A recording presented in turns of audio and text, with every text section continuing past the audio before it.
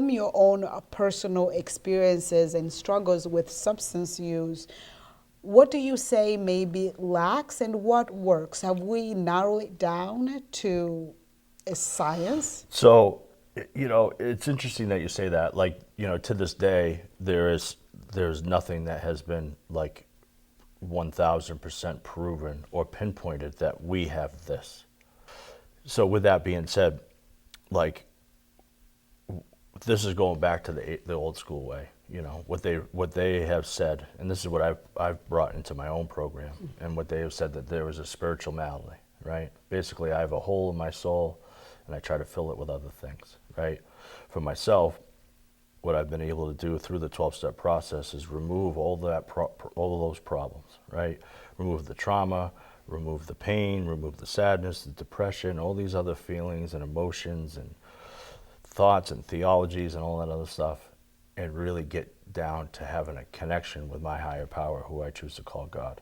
And that has been what has led me to success. The key to recovery is enlarging your spiritual life, and that's what I've been able to do through this process.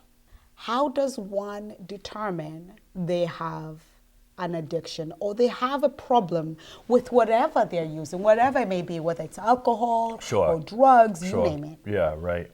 To get right down to brass tacks, like, are you using against your will, right? Typically, if you think you have a problem, you probably have a problem, right? That's first. Second, if you're like, hey, I'm not going to drink, well, okay, and you start drinking, then why? If it's weed, then why is it that you can't stop, and why is it that you can't stay stopped? There's a lot of stigma, even to this day, regardless all what we know about it. Where do you think the disconnect is, and how can we fix it? Yeah, so really, really interesting question. I've experienced this I've experienced this in Falmouth firsthand. I've experienced it. I've experienced it everywhere I've ever been. Including being in recovery. Like there's a saying my sponsor uses with me, like, we're not responsible for being an alcoholic, we're responsible for doing something about it. You know what I mean? And I think it's really tough for people who haven't experienced that to really understand what that person's going through, how they're feeling. Like, the empathy is not there. There's a mental obsession, physical compulsion, the phenomenon of craving. It's chronic, which means I'll never not be an alcoholic or an addict, right? I will die an alcoholic or an addict. I either will live with this disease or die from it, one or the other. And right now I'm choosing to live with it, right?